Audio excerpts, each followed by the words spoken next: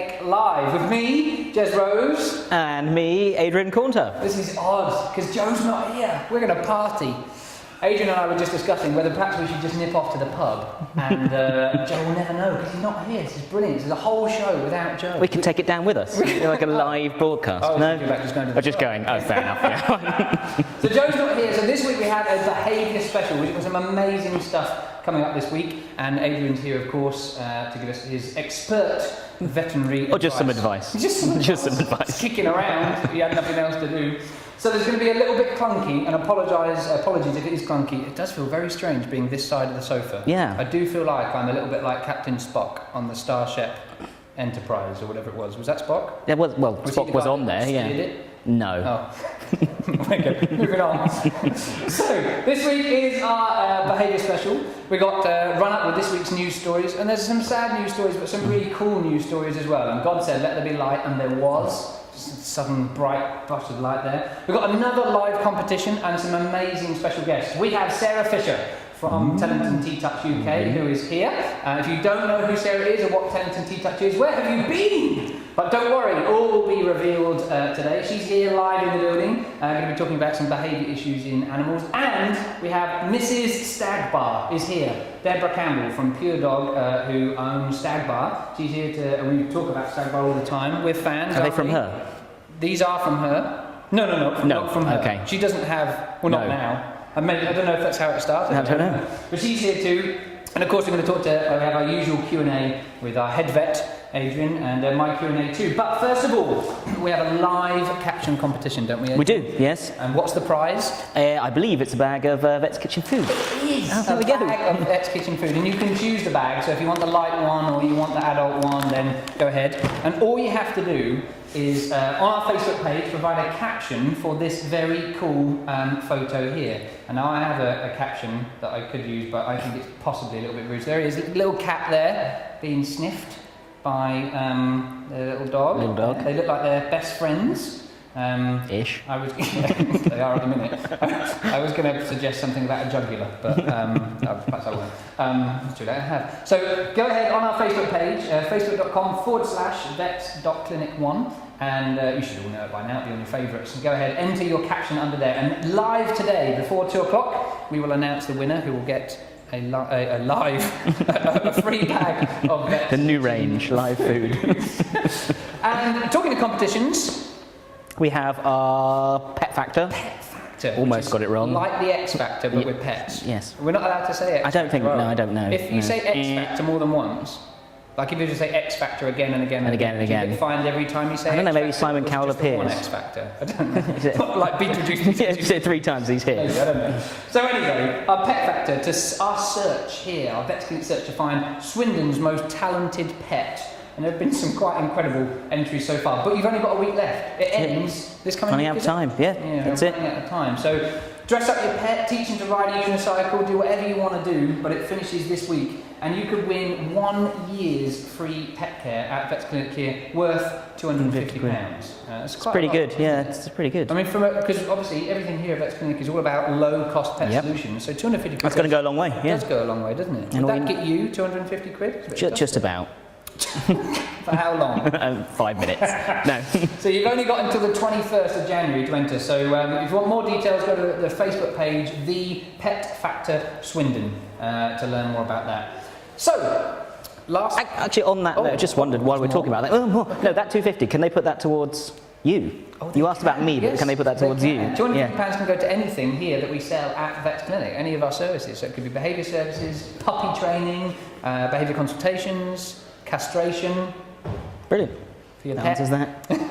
Anything at all. He gets 4 castrations for that. Doesn't really. Poor dog. Back in. Put back in it. Yeah. That's very bad. So you can use it any which way you want. Well done. So this week you may have seen our head honcho Joe Ingles on ITV's Daybreak, which is one of the most talked about shows after Vets Clinic Live, talking about fat cats. But if you missed it, we've got a short clip now of Joe live on TV. Take a look. We pride ourselves on being a nation of animal lovers, don't we? But are we killing our pets with kindness? A research released today shows that nearly a quarter of Britain's cats are overweight. We're joined now by vet Joe Ingles. Joe, why are our pets getting fatter? Well, it's a trend that's been going on for quite some time. I mean, the study shows that since 2006, our pets have got 10% bigger, and they're already getting bigger. So it's been something that's going on for a while. And I think there are lots of reasons, but it really comes down to diet, the availability of high-calorie foods, and a lack of exercise. I mean, it's our pets tend to mirror ourselves in, we're getting bigger, we're doing less exercise, we're eating more. And our pets tend to mirror that because they're very much involved in our lifestyles. And I think there's also a trend to treating our pets more as one of the family. They tend to be seen as surrogate children in a lot of cases. And people have those emotional bonds with the pet, which then leads to sort of treating and giving extra bits of food and tidbits. So it's a kind of, there's lots of factors, but the end result is cats and dogs that are getting a lot bigger. So what do you do if you have a fat cat? Well, it's very tricky, and I'm in the position of being a vet, trying to recommend what people do. And at home I've got two rather podgy cats. Have you? So I can understand the problems, because you get these cats and they quite quickly realise that if they want more food, then they wind around your legs and they meow, and they make it quite hard for you to ignore them. And it is hard to cope with that at times. And you have to have strategies in place, and you have to remember also that animals really, they do what works. So when an animal or a dog or a cat is looking up at you with those big eyes and going, oh, please give me some more food, we tend to sort of give them the emotions that we think perhaps a child would have. They're desperate for food. But really what they're doing is they've realised that if they look up at you with the big eyes, they get food. So it's really quite a simple transaction. They're cunning little things, aren't they? They learn very much. So you have to try and put strategies into place. So when they do that, they don't get rewarded with food. So they maybe get a treat or a game, or some attention instead. And other things you can do are try to make them work for their food. So there's some great toys you can get. They won't do the ironing though, will they? That's the problem. Well, I've been trying with my cats, and and unfortunately not. But you can get these great toys which sort of spill their food out. So we have these very high-calorie concentrated dry foods nowadays.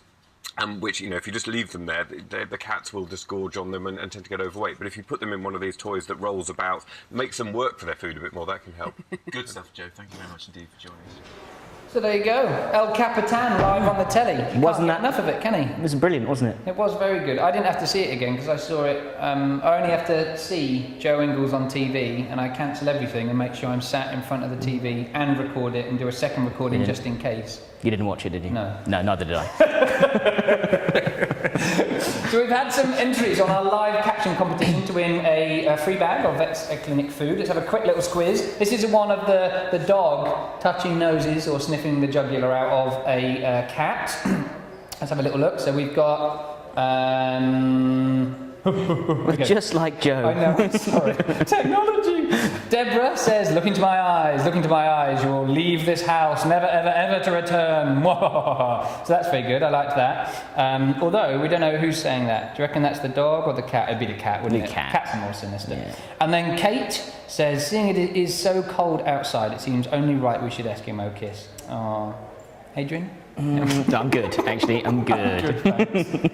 So, news stories. We've had some really interesting animal-related news stories this week. Some of them a little bit sad, but there's some nice pick-me-ups. Well, let's start with the good ones and then... Oh, really? Yeah, that's the way I've been told to do them. Should we mix up the order and start bad? Yeah, I think we should start with the bad one and then go a bit... The worst one? Yeah. Yeah, okay, fine. You probably know all this, it's all over the news. Yeah, so this is about the magazine dog. The Tatler magazine dog, and they had a little famous Daxi. Well, I think they do. I think that's their thing. Yes. I think they always have a miniature... Who tweets. Well, I don't think they've always had a tweeting one, because that's quite new. But they always have a Daxi. They have like a mascot dog, don't they? Yes, and unfortunately, yesterday he came to a rather tragic end.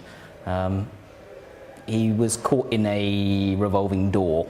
Along with the intern that was taking... I bet the intern feels bad, that was taking him for a walk because he went running after a jogger. And unfortunately...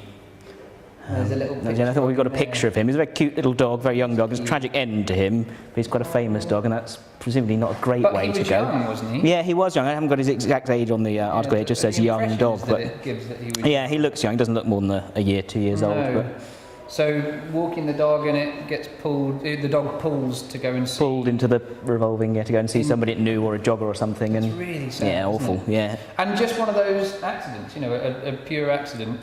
That Freak can happen accident. at any time. Some of the sometimes we talk about this in puppy training. Sometimes that when you teach your dog to stay, you should always it's good practice to then go back to the dog and tell them they're a good dog, rather than having your dog come to you. So if you do sit, stay, and come to me, the dog sometimes they do what we call jump the queue. So they sit, stay, and they think, oh, I know what comes after stay. I run back to my owner. And there was a tragic incident years ago that somebody, my mentor, knew where their puppy ran across a busy road, and they said, sit, stay. And the dog sat and stayed and went, oh, I know what comes next. It's come. I come back to my owner, and then ran back across the road and was hit by a bus. So there are ways you can protect against that, but I don't know how on earth. I mean, it's just one of those freak accidents. Freak accident, yeah. Very sad. Yeah, very sad. So let's have something a bit more happy, please, Adrian. Okay. News. No, the next one isn't happier. Sorry. No, it's that dog nappings are on a surge across the country. Organised gangs stealing dogs. Do you really think it is on a surge? Well, it said that it's gone up 17% in the last 12 months. Is that the reporting of it, or actual dog napping? Because I think it's just consistent. Well, I think it must be the reported. If they don't report it, how would they know it was happening? Well, that's my point. Yeah.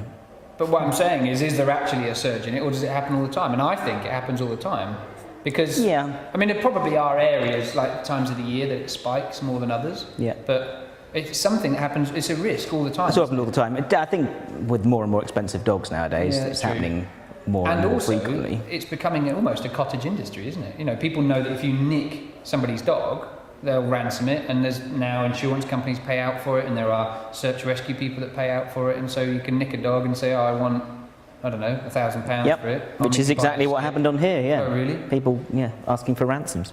And I think that's super sad, because that really is, I don't know, I mean, maybe you have to be a bit more careful. There's an incredible amount of people I see that leave their dog outside a shop, or that tie the dog up outside the post office before they go in, or I don't know, wherever, and I would never do that. I don't even allow my dogs to stay outside during the day. I've heard of way too many people who've had their dog stolen from their own garden.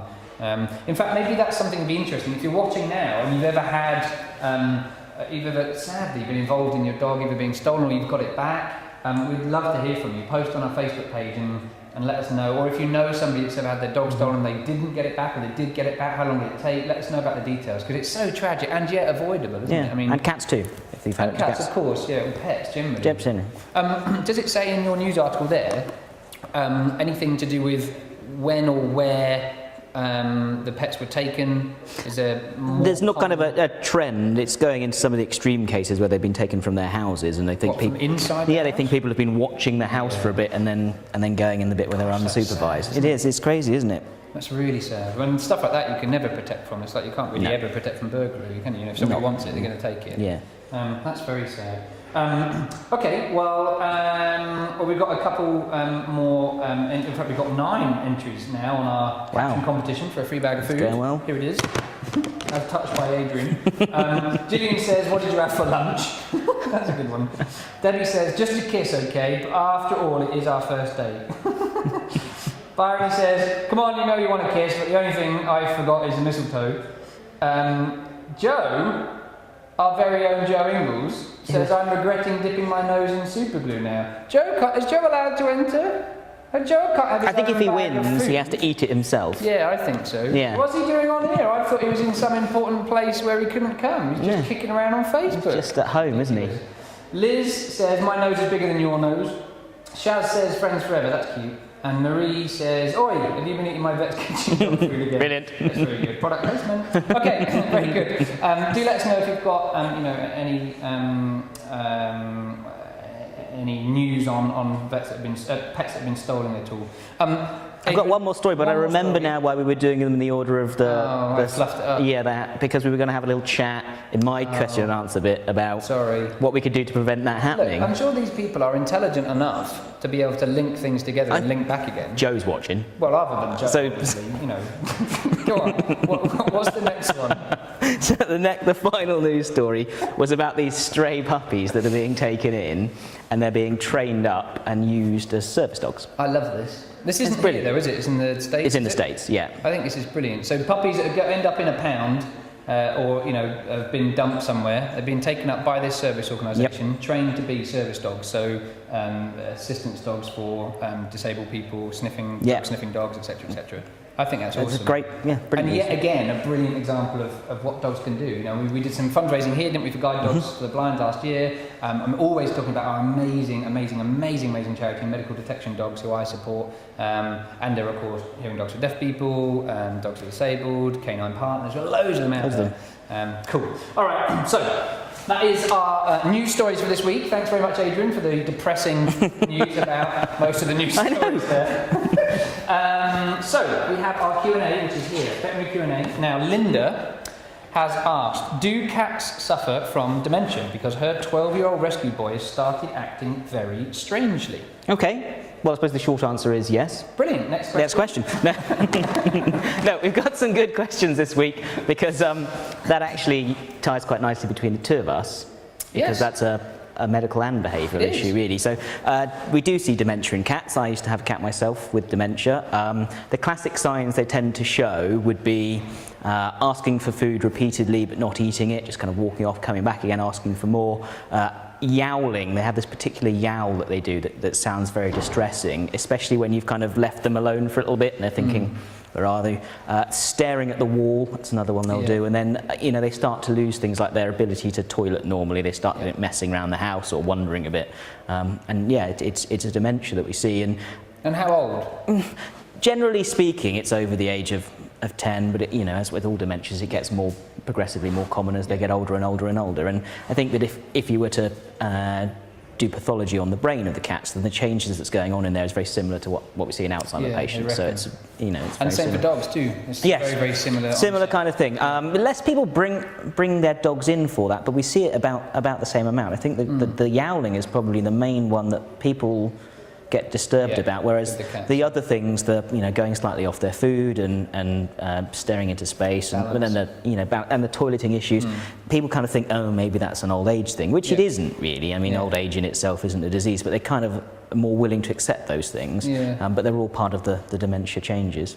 And there are medicines, aren't there, that you can use? There are medicines, and some of them work well in some animals and not so well in others, so it's very much worth trying those things. In dogs in particular, there's a diet you can get that can reverse some of the changes or certainly prevent further deterioration. But there are other behavioural things you can do as well. I mean, certainly they don't cope very well with any change that's going on in the environment, but anything else you would recommend for any animals that are getting dementia? Keeping your mind stimulated, just like humans, isn't it? You know how they've proven, haven't Sudoku. they? Sudoku. I don't think my cat can do Sudoku. Yes, it could. Really? You're so dismissive. You know how they've proven that for humans particularly, playing that Dr. whoever it is Yoganoko, whoever it is, Sudoku, on the thing. Increases brain stimulation. Same with cats and dogs, just keep them stimulated, keep them entertained. So don't just feed them in a bowl, feed them in puzzle toys or chew toys. Do small things with them for training around the house. Maybe teach them to target your hand, just, clicker train them. Keep as much as a regular pattern as possible, as you said, not lots of changes. Because it can really disrupt them. Medicines do help support, the onset of behaviour problems and dementia as a condition in itself. And I guess don't allow them to go roaming off on their own. Just be a little bit more careful about what you let your dogs and your cats do as they get older. Just don't, to mollycoddle them, but if the cat gets off and they wander off and they get lost and they don't know where they are, that's when they end up going missing. So more elderly cats go missing than younger cats do. And also, just on a safety point, if you've got dogs and cats together, it's a very good idea to always supervise and separate the dogs and the cats as the cat gets older. Particularly if you have certain breeds that have high predatory drives, but it's just generally a good safety rule because the older cats can't run as quickly. They are a bit more vulnerable, not necessarily being attacked by the dog, but if the dog wants to chase and play, the elderly cat could have a heart attack or something like that. So that's a good question. Well, I just got to bring you back. 2 further points on that issue. I think we'll see it more frequently. Joe show. If I did that with Joe, he would hit me. He does, off camera. Yeah. Made me lose my train of thought now. No, I think we'll see this more frequently as we go on because actually it's more common in the indoor cat. Because of the lack of stimulation, right? So, and that's becoming more frequent now, indoor cats. I myself have indoor cats. So you have to keep this environmental enrichment, not just when they get the dementia, but all through their lives, or they're going to be more prone to senility. And also an earlier onset as well in indoor cats too. But behaviour problems generally, much more likely to see them in indoor cats. So that's a cool question. So thank you, Linda. The answer is yes, quite possibly, depending on what you mean by strangely. Adrian, what about dog napping? How do we keep our pets safe? Because we heard about dog napping just a short while ago, viewers, in your news story. But how do we keep our dogs safe? Well, there's not a great, obviously from a medicine point of view, there's not a great deal you do, but the things I would certainly recommend, absolutely get your dog microchipped, your cat microchipped, right? Now, there's no guarantee that if someone steals your animal, they're going to take it in to be checked, but most vets are trying to, if they see an animal for the first time, check it for a microchip, and you can reunite animals quite nicely that way, and we've reunited a few, not here at the clinic yet, but in my last practice where I was, where they did never think they'd get them back again, but you scan them, and most times the people that bring them in had no idea they were stolen, rather than, because if you'd nicked them yourself, you probably wouldn't be silly enough to let them be scanned for a microchip, but generally they're sold on, and the people bring them in thinking, look at my lovely new dog, and most of them, well no, in all cases they've given them back. That's and they've been very apologetic. What about like practical things? So, I don't know, we're going to have to wrap this up, look. If Joe was here, he'd be like whinging because we're going on too long. What about practical things? I guess not leaving your dog tied up outside a shop or something, temptation. And how do you feel about not letting them outside while you're not there, while they're unsupervised? Like if you go away for work, leave them in the garden. I think it's, as long as they're okay and they've followed your programme and they're fine inside, then I don't think they need to be outside for that time. It's just a risk period, isn't it? I mean, not only getting stolen, but legging it off from the garden. And a number of times we've phoned people up and said, oh, we've had your dog here, brought in as a stray, and they're like, oh, he's just in the garden. Can't no. be my dog. My dog's just outside. There's no Probably need for not. that. All right, well that's cool. Do you have one more question? No, you know what? As you're running late, I'm going to leave that for another time. Another good kind of behavioural, medical. Yeah, let's do it next week. Are you here next week? Yes. You are here next week. Fine, the very last thing on that point. Obviously, if you have a mongrel dog, it's probably much less likely to get stolen. And there are plenty of, crossbreed dogs out there in homes that need it. There's a whole nother debate on the fact that crossbreeds are probably generally more healthier and less prone to some of the significant diseases than purebreds. Anyway, on that note. Now, we have, coming up after this very short video, the amazing Sarah Fisher. Yes, the Sarah Fisher from Tellington TTouch. And we've got a short video now of Sarah helping a nervous cat who runs and hides away when prospective adopters come to see her. If you don't know what TTouch is, you don't know who Sarah Fisher is, watch this video, you're in for a very, very special treat. After that, she's with me here on the sofa. Always having problems finding a new home because she's so nervous of strangers. What happens if you try and stroke her if you're a stranger? She just run away? A lot of the time she backs away. Ori's original owner had died, and she was found a new home, but was returned because she just couldn't cope.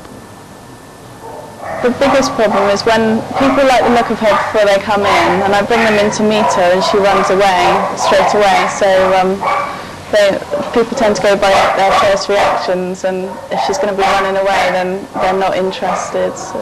Okay. This is typical of her around people she doesn't know. Yeah, exactly. That's what she does. Her eyes are quite anxious. She's not blinking. I just want to work out a way just to start handling her. It's not going to threaten her. Good girl. Oh, very.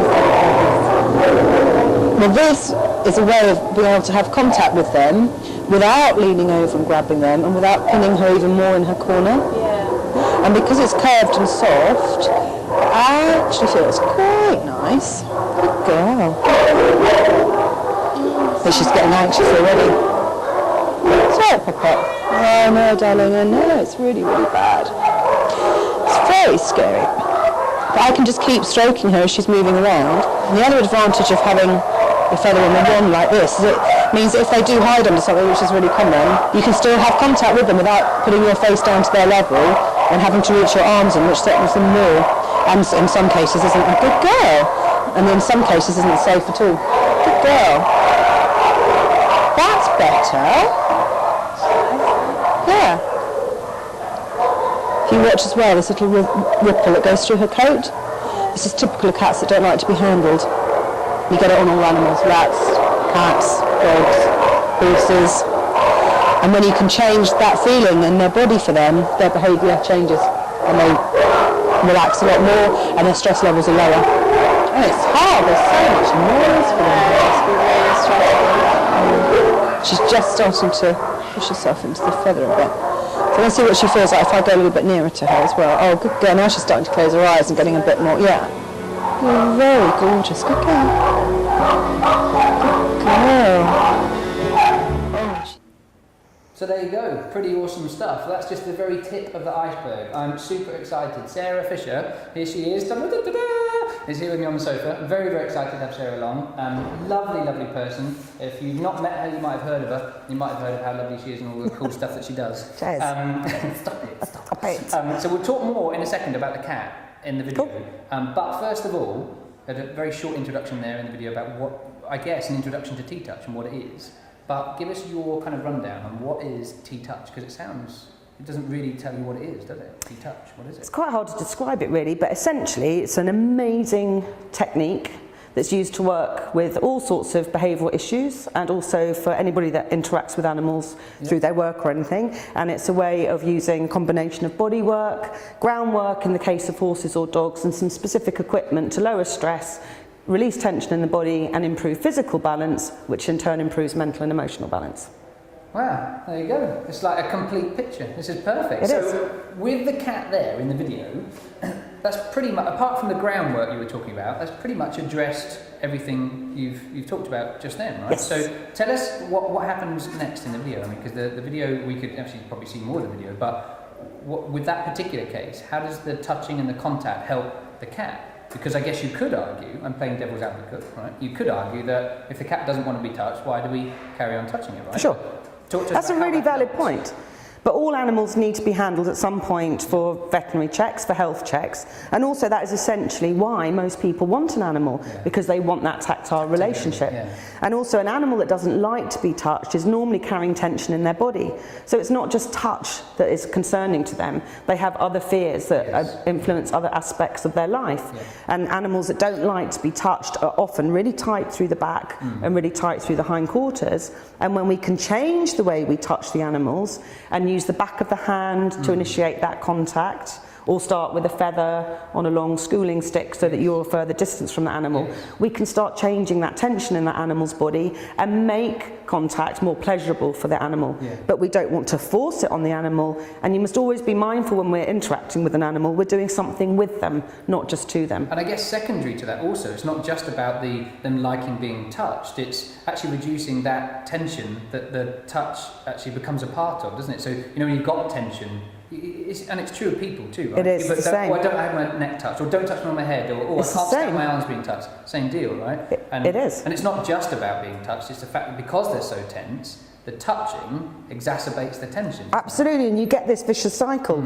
And also it's very hard then to get a correct diagnosis if you've got an underlying medical problem, because the animal is so stressed through any handling process anyway.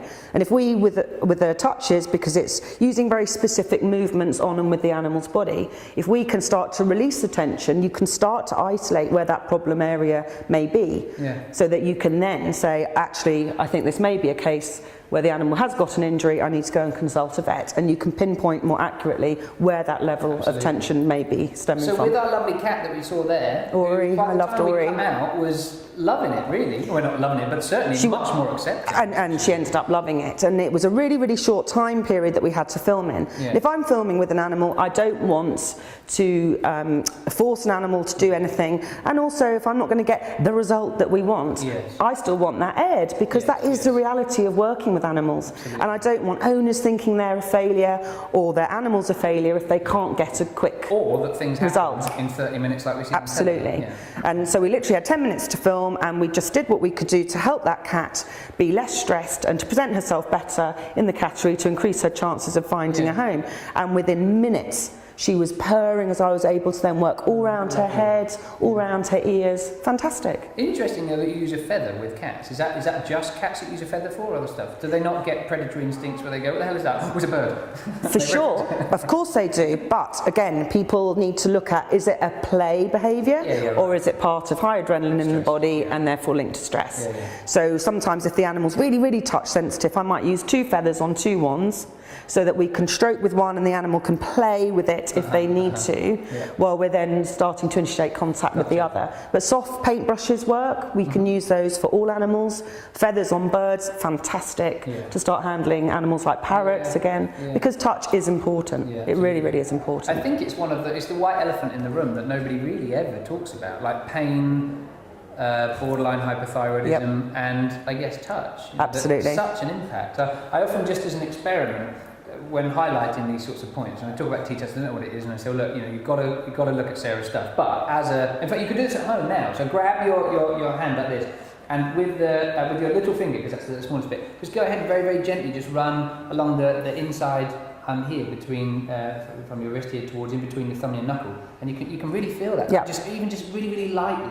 And the impact that just that one tiny finger has, and it's you huge. can feel that, and it's quite significant, And if you do it gently enough, I'm feeling it kind of up here too. You get that sort of tingly thing. Now imagine when you're stroking a dog like this, how that feels, and you can have just a huge impact with just tiny, tiny movements. And you were teaching me before, because my dog, one of my dogs, has been to see Sarah.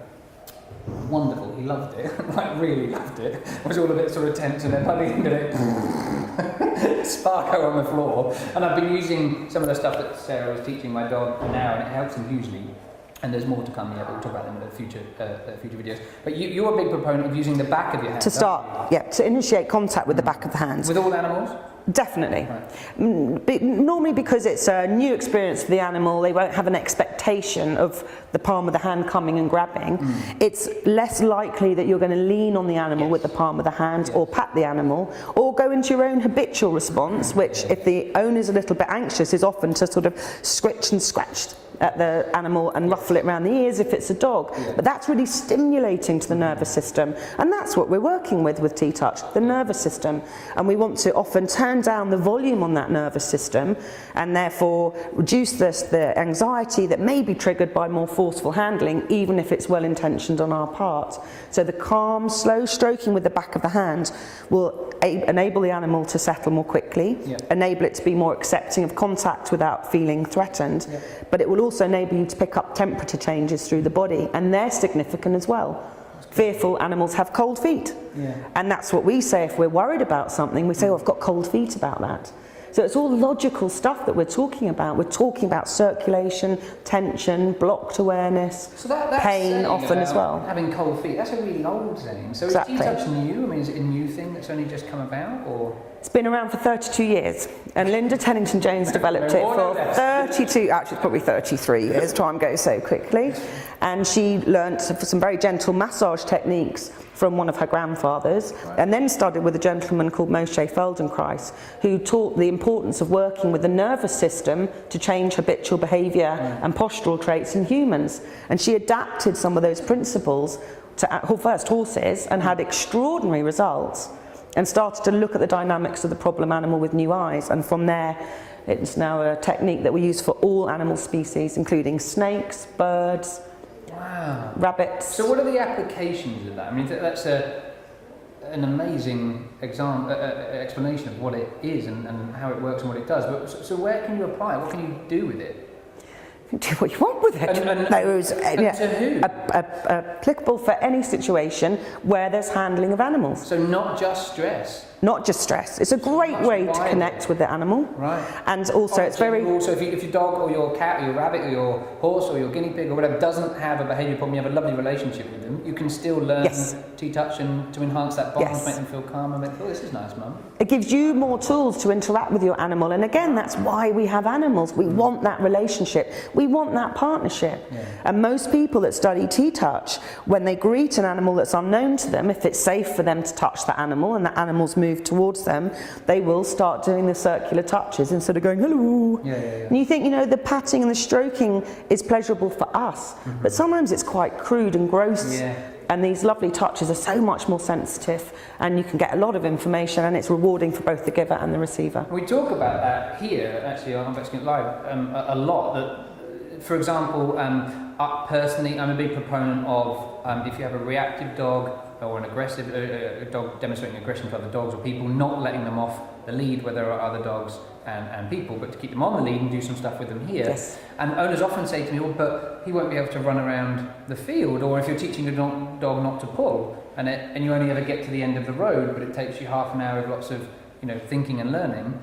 And they seem to have a big deal about that. And I always say, but who's the walk for? The walk's for the animal, isn't it? Or for the dog in that case. It's not for you. If you only see your street 10 times, it doesn't really, on a short term, it's not going to have a big deal for the dog, is it? They don't necessarily, I'm sure they love walking around the woods and all the rest of it, but they don't have to. No. And I guess that's the same for TTouch in many ways, that it's about shifting that focus, isn't it? It's about what is the animal experiencing here and how can we influence that, right? Yes, and also for dogs like you're describing, that's where the groundwork would be perfect, because you could do it in quite a small area if the owner only has a small garden or yard, and do some really slow, considered movements, because most dogs, in my experience, that are reactive to either people or dogs are tight through the hindquarters. Right. So hip dysplasia, got to be ruled out first, and anything that may be triggering pain, absolutely.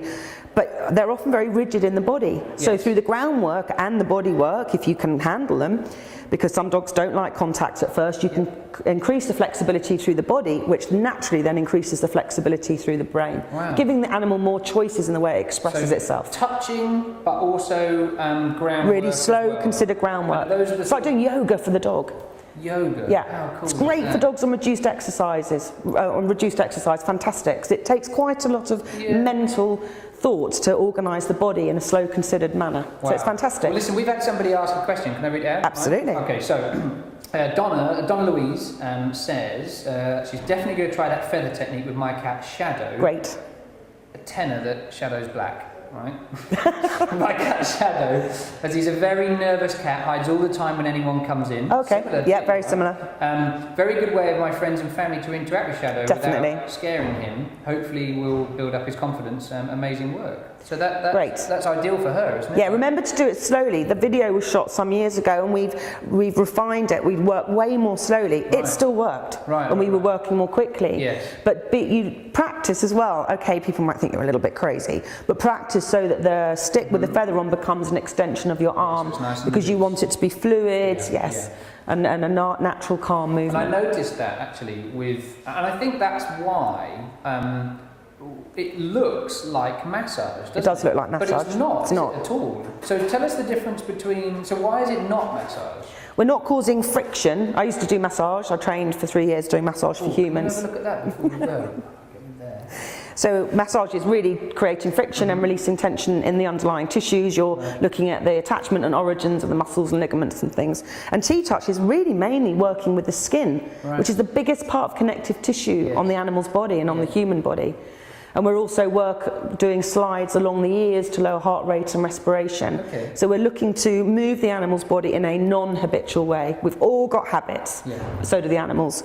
If you cross your fingers one way, you'll always do it that way. And then if you try and do it the other way, so your fingers are interlocking the other way, it takes more thought, and it feels slightly different. And that's what makes the brain pay attention to that part of the body. It's the fact that something's non-habitual. Therefore, we can change habitual responses to stressors out there in the big wide world. Because it's not, it's almost I keep using massage as an analogy because I guess it does look like massage. It does look like it. But it's not, definitely not massage, because it's completely different techniques, aren't they, for a start? But it's very gentle, isn't it? It really is. And I guess that's for Donna Louise, when you're using the wand, you call it, don't you? Yes. I guess that's what you have to think, isn't it? Just very calm, patience, and that in itself has a huge impact on the animals we work with, doesn't it? And remember to breathe out. If you breathe out, you'll naturally breathe in. Yes. Because our tendency when we're worried or we're working with an animal that we think might kick off or strike, we'll get more tense, we'll hold our breath, and that will immediately transfer through your arm or through the wand or through the lead if you're taking your dog out for a walk. So what sorts of, on a daily basis, because you have this amazing farm, it is brilliant, up near Bath, I love it, and my dog loved it. And he had such a lovely time. It's very cool. What sorts of things do you see on a daily basis over at Tilly Farm? Basically, it boils down to, is the animal feeling safe or unsafe? And that's it. And that's what anybody's dealing with if they're working with animals. In terms of dogs, the biggest problems, or the most common problems, are reactivity towards other people or other dogs. Sometimes, obviously, the animal's reactive to both. For horses, it's linked to poor performance normally, but again, it's linked to poor posture. Right. So the horse's head, when it's up, because of poor muscle, inappropriate tack fit, poor training, it's pushed the horse into the flight-fight reflex. Wow. There's nothing the horse can do. It is going to be more spooky. Right. So we will have horses that are difficult to mount, tend to bolt, nap, maybe clingy, and separation anxiety for horses and dogs as well, and cats that don't like to be touched. So they're the most common problems. Actually, I'm kind of skipping ahead a bit, because one of the questions that I have a little bit later on, which I was going to ask you, if you don't mind, no, not at all, to help out with. One of them actually is about separation anxiety. Common problem. But how, if this is all about sort of tactility and touching and the relationship you have with your animal, how do you begin to help with separation anxiety? Because the whole point about separation anxiety is when you're there with the animal, they're absolutely fine, but when you're not there, you're not. How do you do T-touch if you're not there? T-touch helps to build self-confidence in the animal. So we can help the animal become more confident in his own body rather than just drawing confidence from us. Right. And again, the dogs that I see more commonly with separation anxiety tend to be tight through the hindquarters, which goes with that nervous timidity, can make them noise sensitive. They often have colder feet, they're naturally more nervous. And they're often actually quite tight through the jaw. And it's the same with humans. Animals carry a lot of tension through their jaw, and we don't pay much attention to the animal's head in terms of training unless we're using toys or food reward. And they'll often have cold ear tips as well, again in that flight-fight reflex, more the flight reflex at that point. So we're looking to reduce stress so that the animal is calm whether we're there or not. And you'll start obviously working with the animal, give him that 10, 15 minutes, 5 minutes of T-touch so that he feels really relaxed. And you're looking to see, does that animal have to follow you every time you move in the house, when you go from room to room?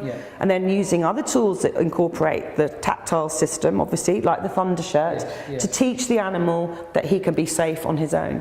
I've got a Staffordshire Bull Terrier that we initially fostered because he needed surgery for a luxating patella, and he became more clingy following surgery because of the tension through the hindquarter. And we've now finally adopted him actually, because nobody came forward to take him on. And now that he's settled and now his body's healing and he's in better physical balance, separation anxiety is just diminishing. That's brilliant, isn't it? So many different applications of T-touch, of animals and people. That's what I love about it. And there are many practitioners all across the country. So if you want to know more about T-touch, what can you do? Bearing in mind that most of our viewers, in fact maybe all of them, are owners. So where can they learn more about it if they want to do perhaps on their own animal, or where can they come see you or learn more about you? They can visit the website at www.ttouch.co.uk, and that has the list of current guild members, people that have trained with us down at the farm near Bath. And also a lot of our practitioners teach one-day workshops. That's a great introduction to T-touch, and also the 6-day practitioner training clinics. And you can join a 6-day training clinic even if you don't want to go on to become fully trained in T-touch.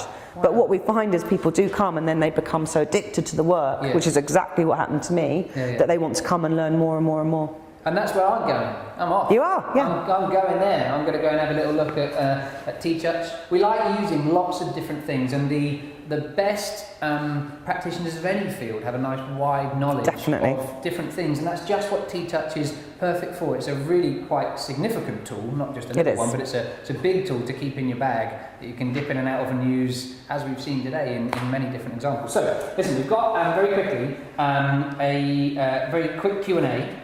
Very quick, is that right? Am I good? Okay, I'm just double checking. I'm not used to being in charge. It's very uncomfortable for me, as I'm sure you can imagine. Stroke your ears. Can you stroke? No, don't. So, a couple of quick questions. Shell, or Shelley maybe, it probably is Shelley, says, I've got 2 intact males, always get on. We moved to Swindon and all they do is fight, and we're getting them done, I imagine being castrated, but wondered if there's anything else we can do as well. So, Sarah's going to stick around and help me with these. The first thing is that quite often when you move houses there can be some disruption. So it doesn't say how often. If you move in the last week, I wouldn't jump into castrating them as a solution. just let it all settle down. You know, when you move different environments, when things are still a bit up in the air, when there's boxes everywhere, different smells, different environments, then behaviour of all animals can change. Cats particularly susceptible to that, and interestingly enough, rabbits. But dogs are a bit more adaptive, I would say, than cats. However, you have to ask why you're getting them castrated, because castration generally isn't, I mean, in owner-directed aggression it has a 25 to 30% improvement in owner-directed aggression, but in other aggressions isn't that great an improvement. It is true that testosterone is linked to aggressiveness, however, the extent of that is not as great as people think. Quite often people go in, they castrate the animal, and then they come see a behaviourist and say it didn't work. And as with all of these things, there's no magic wand. You know, I'm sure you would be happy with me saying that TTouch isn't a magic wand, seeing a behaviour counsellor necessarily isn't a magic wand. Or you've got to use lots of different things together to support the change of the animal. So that I would say, if you've only just moved, just wait. Secondly, ask yourself why you're castrating them. And thirdly, you don't necessarily need to castrate them, providing that you're supporting either the eldest or the most, you know, socially appropriate. Because often it's social structure problems that causes inter-dog aggression. So either the eldest or the recumbent is the one that should. I use something called a 95% rule. So 95% of the time you should be supporting the natural social structure. But what would you say, Sarah, though? How would you help out with that too? Also looking at have things changed in their body, and that's the other really useful thing that owners can learn to do, is just get used to touching their animals, because they'll highlight things that are changing long before it becomes either a serious physical problem or a serious behavioural problem. So the change may have triggered tension in the body.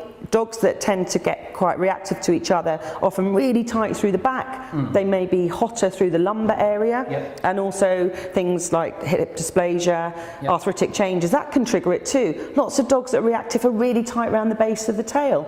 So also the age of the animal, and is there less space now, and do the conflicts happen through the entry and exit points as well. We're looking at all of that and using TTouch then to lower stress, give valuable one-to-one time to each animal, and to be able to teach them that they can stay calm, and that if there are little sparks in their behaviour, that the recovery rate is quicker, so that we lower adrenaline, lower heart rate much more quickly if it's safe to obviously touch them when they're in a state of arousal. Amanda asked about tips for separation anxiety. We're going to put my 5-point plan for separation anxiety on the website, on Facebook, so you can look at that. But also, we've heard already today how actually using TTouch to help just reduce anxiety and give confidence to the individual dog can help with separation anxiety too. And also to give the owner tools in the way that they can handle the animal in a really pleasurable but neutral way, so it's not clingy, because a lot of those dogs are saying, touch me, touch me, touch me, and they're almost trying to climb inside you all the time. And just stroking or just patting them doesn't satisfy that insecurity. And groundwork too for issues like that, because a lot of dogs that have separation anxiety won't let anybody else take the lead. They want to stay with their owner, and they'll hug the owner's leg. So we'll sometimes start introducing the concept of another person being a valuable part of that dog's life by introducing them through groundwork. So we have two people handling that dog, the owner, so they've got that contact with their lead, and then a TTouch practitioner working with a long line, if that's appropriate, with the Brilliant. And there are second handler. See you doing that on YouTube or something, can't you? Have I seen a video? There's photos probably around, yes. And lastly, because we've got to crack on, but I promise I will take a look at these on Facebook and provide a personal just quick answer, because I've run over to, I'm really bad at this. This is why Joe should be here, because I just keep going on. Cindy says she's got a 1-year-old Jack Russell that chews on his paws. She said, I know this is a common thing for these dogs. However, I would say actually I don't think it is. It's not normal, even if it is seen in more dogs than others. However, he yelps to such a degree it's unbearable. Please give me some advice.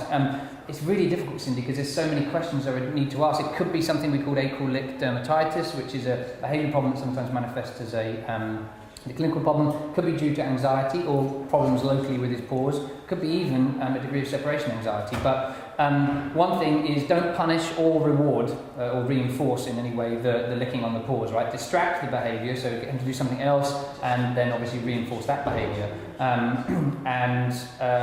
If it only happens when you're there, it could well be an attention-seeking disorder, a compulsive disorder that's developed. But you have a really great immediate practical solution that Cindy can do now, can't you? Yes. Which is? First of all, check for tension in the neck as well if it's the front paws, because often it can be to do with tension in the neck or back, depending if it's front or hind limb. But also get a little cool flannel, and if he's happy for you to lay that on his paws, put that over the area that's irritated, and use your fingertips to really lightly do tiny, tiny 1 1/4 circles around the area that he's irritating, because that helps to reduce the itch without further damaging the skin, which is what he's doing when he's nibbling and licking at his paws all the time. It can be a really useful tool for flea allergies and all sorts of things, including new wounds as well, to take that itch out without causing further damage, which then just exacerbates that cycle. She's got it all. There you go, it's Sarah Fisher from TTouch team. You can have a little look. We're going to post a video of the tortoise on our website. There is a video of Sarah working with a tortoise getting out of his shell. It's mind-blowing stuff, it's fantastic, it's a great example of all the different things you can use.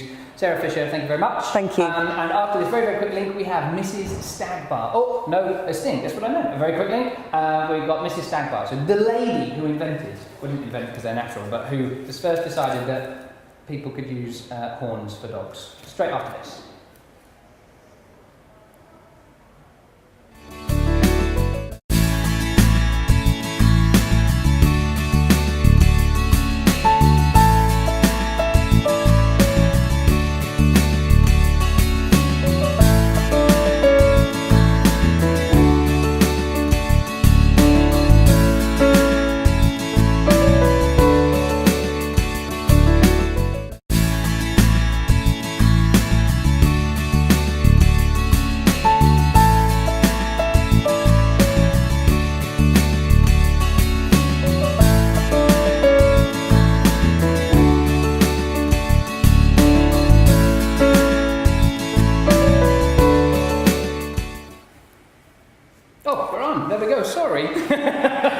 This is Deborah from Stagbar. Thanks for coming, Deborah. Thank you is for brilliant. inviting me. So you are, I call you Mrs. Stagbar, I'm sorry. How on earth did you get involved? Because you own Stagbar, don't you? You own the company that owns Stagbar, is that right? The company's called PureDog, PureDog, and our brand is Stagbar. Stagbar. So this is yours, right? Yeah, we're the original, completely natural antler dog chew. So how on earth did you, I mean, you were from Scotland, did you were driving along and saw those on the floor and thought the dog would like that? How on earth did you begin to, where did this come from? So it was only by chance. We live in near the New Forest, okay. And we had a conversation with a New Forest keeper there in respect of antlers that are sometimes found on the forest floor, and how his dog actually enjoyed chewing them. Ah, so he just found them naturally? Yeah, he finds them naturally. Chance. So we took some off him and we tested them out on a few friends' dogs and our dogs. Right. And of course there's not enough to go around in the New Forest, so we started pursuing other markets in Scotland, and now we buy our antler from Europe. Brilliant. So they, I mean, it's just an antler. It just fell off a deer. Yeah, we take a mix of fallow and red deer. Okay. And they're completely natural, completely unprocessed. They're cleaned. Right. How are they cleaned? What do you do with it? Like a bit of Jif or what? no chemicals are used. They're brushed and they're washed. Wow. And they're offered as a raw dog chew. Okay. So not fancy dress. No? You can do if you want to, James. Okay, but right. I might. So the dog, I mean, they eat that? Talk to us about what they do. I'm a massive proponent, and Sarah Fisher too.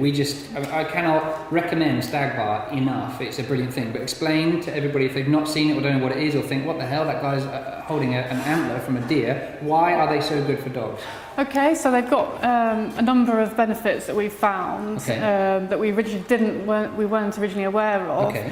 One of the main benefits is that it's a hypoallergenic dog chew, and because a lot of animals nowadays are suffering from protein intolerances and actual true protein allergies, we've found that a lot of customers are looking for a novel protein. Okay, and this something a bit different. It's venison. Right. So it's classed as a novel protein in the veterinary world, which means that it's unlikely to cause any intolerances or reactions in our dogs. And you've got all the bone marrow in there too, haven't you? From the the marrow. It's not actually marrow. It's not. it's a honeycomb substance with minerals. Yeah. What's also interesting is it's 0.1% fat content, so it's actually great for dogs that are overweight. Yeah, precisely, and also dogs that are suffering from pancreatitis as well. Of course. And what about cats? Will cats chew on that too, or not so much with cats? We're not aware of cats actually. Well, we do know that people use them for rats. Rats, nibbly, and parrots. Okay. We've also found some people find use like that as well. That's fantastic, isn't it? And of course, if you like Stagbar and you like that idea, we have an Ask the Behaviourist feature, don't we? So every month you can write in and ask me on an Ask the Behaviourist feature. You can go to askthebehaviourist.com or askthebehaviourist.co.uk and you can write in, ask a question, and I'll reply. And everybody that writes in, but not everybody writes in, if your question is answered, you get a Stagbar, don't you? Which is pretty cool. From a behavioural point of view, as you mentioned that, the other main benefit of Stagbars is the chewing. Why, Deborah? Tell us about why chewing's so cool. Because we all know that it's a normal behaviour for dogs to chew and that we shouldn't be suppressing that. The chewing I'm talking about is the normal chewing when dogs are relaxing in the evening. I'm not talking about releases endorphins. Yeah, the anxiety-related chewing is something separate for which you would need professional help with. Yeah. But everyday chewing in the evening, I mean, these are absolutely perfect for that. So if you're a puppy, these are great for puppies as well. Brilliant for puppies. We use them here for our puppy class.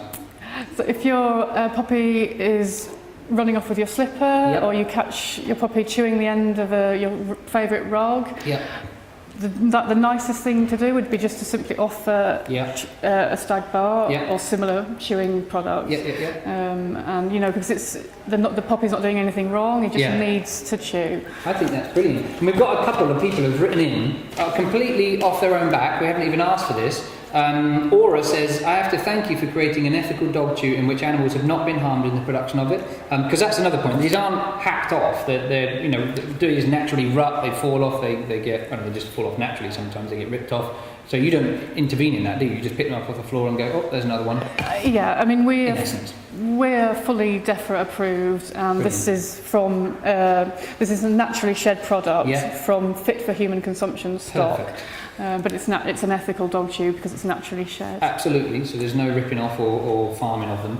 And Aura says she's a vegan and her dog is vegetarian, so it's quite unique. So I thought long and hard about whether it made sense for her to purchase a Stagbar, but she looked at your ethics section on your website, which is, what's your website? www.puredog.co.uk. PureDog.co.uk. You can go and take a little look at the ethics section, and she couldn't come up with a good reason why not to. And Rachel says, I just want to say a huge thank you for the wonderful Stagbars. Her 5-year-old Collie Cross was almost at the stage of needing a dental, and since having hers has lovely teeth. It's taken less than 2 weeks, and her teething puppy also is enjoying it and saving her furniture. So, of course, that chewing, reducing the plaque, is a fantastic way for oral hygiene, isn't it? And Stagbar is great for that. Fantastic. Well, thanks so much for coming in. I love this. So what's next for Stagbar? Are you just going to keep chopping up bits of antler that fall off? Are we going to keep getting this? It's not just a one-time thing, no? No. This is our core product. Great, phew. We've got other products in the pipeline. Ooh, can you share? No. Can we have any exclusives here, Deborah? No, not at the moment. She's tight-lipped. Oh, all right. Oh, we have another question, 1 second. Actually, Suzanne wrote in, she said, would there be any chance of talking about the chicken jerky type products produced in China that's said to be causing illness in some dogs? I think she's referring to Campylobacter, which is a bacterial pathogen found in 2 out of 3 human chickens, by the way, not human chickens, 2 out of 3 chickens found in the human food chain. So if you go to a supermarket, 2 out of 3 have Campylobacter on them. She's probably referring to the US research. That was a tiny sample, and you have to remember that there are millions of dogs that eat chicken-based, jerky products, and only a very tiny sample have been affected by them, which will always happen, right? But now this is your game, right? You are the natural food lady. So what's your take on it? Well, obviously, we've done our research with this in pet food, and we have to abide by pet food regulations. The Suzanne there is obviously referring to cases that are isolated in the US at the moment. There are, as far as I'm aware, no cases of this problem in the UK.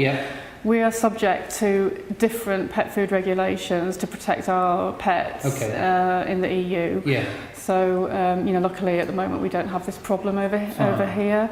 The ingredients and the additives that go into pet food are very heavily regulated in the UK. So actually what you're saying is we probably might well be safer than the people in the States, because of course our restrictions are greater for the food coming in here. Yes. So they can get away with a bit more in the US, is what you're saying. The factories in China, when they're producing food for the UK market, they would have to be vetted and inspected by UK approved vets. Yes. So whether that's going on with the American, gotcha. We can't really say.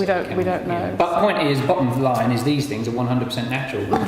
We have these tested by law. We have to have them batch tested for E. coli, salmonella, and so these are as natural as they come. And interestingly enough, I went to Scotland and I was telling everybody about it, and they just rolled their eyes and went, "Oh yeah, we see them all the time," because of the roadkill, unfortunately, and they're everywhere on the sort of the heatherlands and stuff in Scotland, and they just pick them up all the time, and it's like a normal thing for now up there in Scotland. I love that. I think it's wonderful. And now Angela said she'd love to try this on my male kitty. He loves chewing on things, although the size may not be ideal for his mouth, which ties in with Nikki, who said, "I've seen these, are they suitable for a 7-month-old retriever?" So the size thing is relevant, because that is an extra large, isn't it? There's a small one.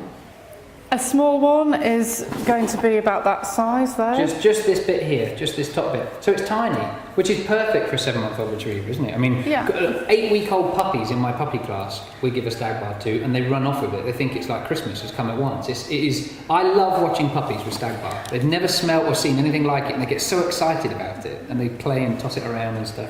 So for her 7-month-old retriever, we would recommend a small, actually, or a medium. Small or medium. Yeah. And for cats, if you want to try it on your kitty, don't worry, they're not that size. You could try a small one and see how it goes. Let us know if they like it. Well, that's fantastic. Deborah, thanks so much for coming in. Go to PureDog.co.uk, definitely want to do that. Now, we have here, we've only got to wrap up now with our competition winner. Did you see our competition? We had a Caption on this particular thing here. And we have a winner who is going to win a bag of Vet's Kitchen food. Give me 2 seconds. Here we go. I love this. This is Julie Gibbison. And Julie Gibbison says, "Right, remember, when they come back, it's your turn to cozy up to me so I look good and get the treat." There's a little bit of tag teaming going on there. I think that's a fantastic caption. So, fantastic show. I'm sorry it's a little bit over time. I was told when we first started doing this, apparently I can go on for as long as I want, but clearly there's an hour that we have to cram it into. But point being, next week, Joe's back. Yay! Joe's back next week. David Vickery from Parrotland is here. I don't know, is he bringing parrots? We don't know. There might be parrots and poo all over the place. But if there is, tune on in next week. Guy from Parrotland's here, he'll be on the sofa with us. And Jessie from Swindon's Needy Dogs will be here with Mac. Mac the dog is the latest dog rescued from a pound who needs his forever home. And of course, live Q&A with Joe and me too. Check out Facebook if you asked a question and didn't get an answer. I'll have a little look on there, and there'll be resources posted there as well. Thanks so much to the Sarah Fisher. She was here. And of course, Mrs. Stagbar, Deborah from PureDog. Thanks very much indeed. See you guys next week. Bye-bye. Bye.